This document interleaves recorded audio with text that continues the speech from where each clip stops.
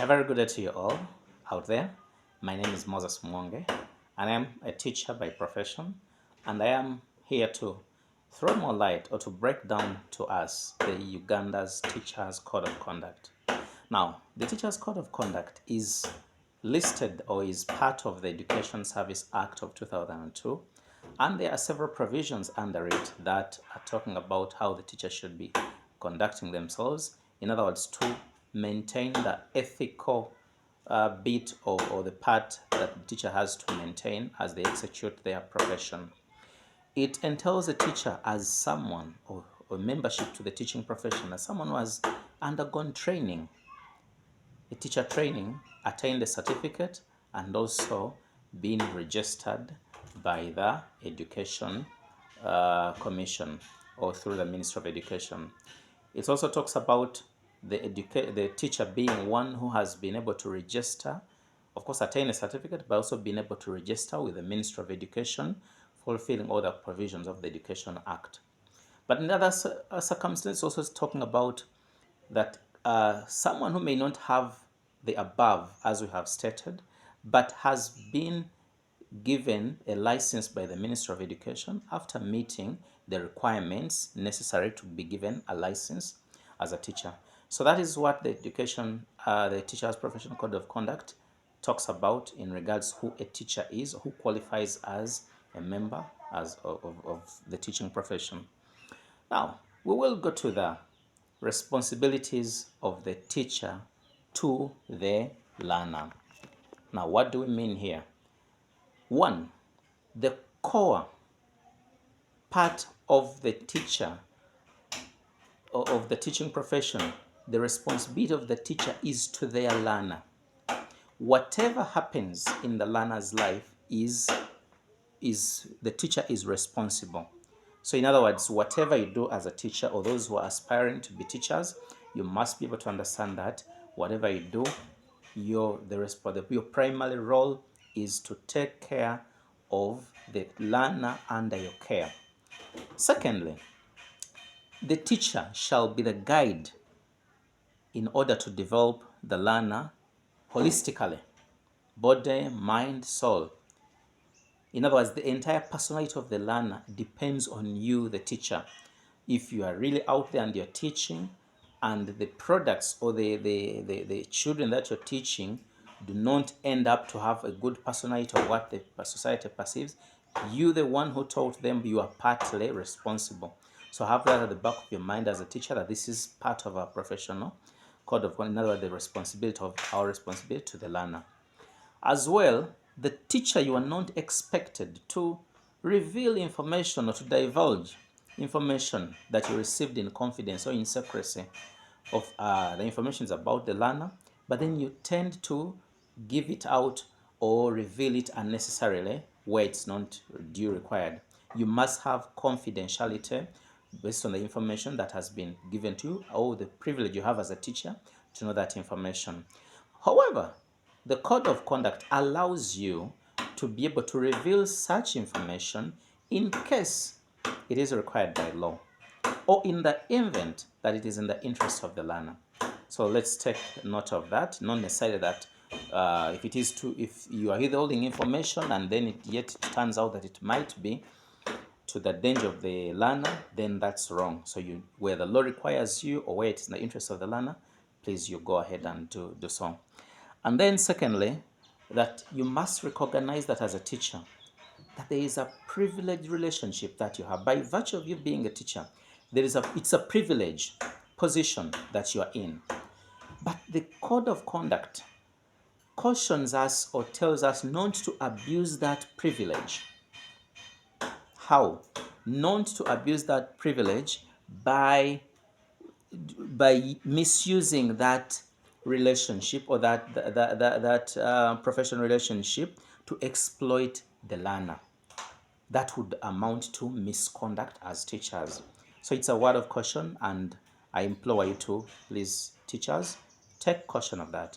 As well, you shall not sexually molest, harass, or have sexual relationship with the learner.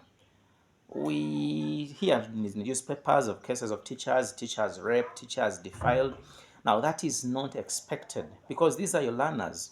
So which image shall you give if the one that is meant to protect the learner is again the one that is preying on these learners? So the teacher's professional code of conduct is there to guide us to safeguard the learners against such acts that would engage them in sexual behavior, moreover, by their own teachers.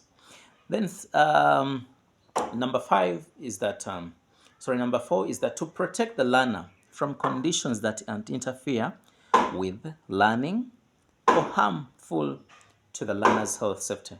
Now, if you are in a school setting, you are entitled to protecting the children.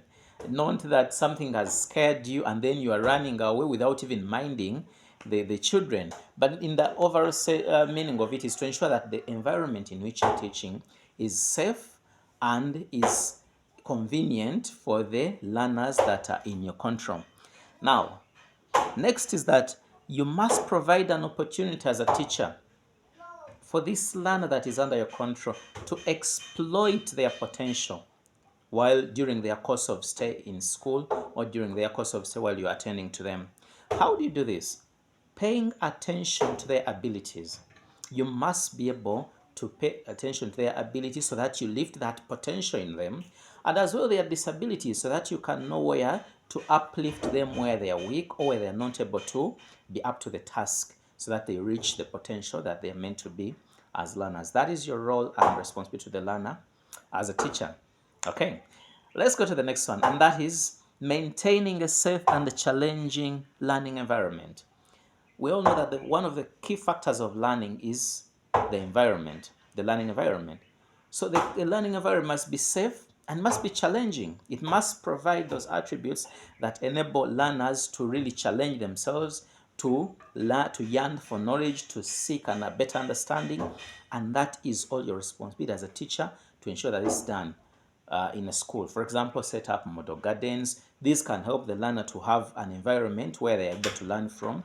But as well, you as a teacher being creative enough to ensure that the overall atmosphere or environment in the school favors the learning and being challenging to the learners.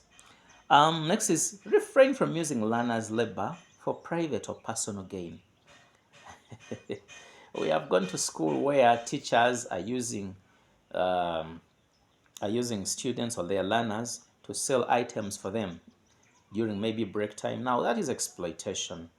Yes, you could want to do business of your own, but you should not do it at the expense of the learners. You are exploiting them. So the code of conduct refrains us from exploiting learners to do our personal business. So as teachers, we can do school activities, but not necessarily having these learners engaging in or doing personal business or personal work for us at our own personal gain, but not as the educational institution. So the teacher's code of conduct functions as against us. Next is that we are cautioned not to administer corporal punishments. Excuse me. Corporal punishments. I'll say this again. Yes, someone asks you what are corporal punishments. Now, you must not inflict harm. In other words, you are getting sticks, you're caning, you are causing physical pain to the learner. This is not allowed in the Professional Code of Conduct, and as well in the Education Service Act, it is prohibited. So once you do that and you harm happens to someone's child, you will be held responsible, and they will pull out the teacher's code of conduct and they will tell you what does it state. Will you be able to defend that?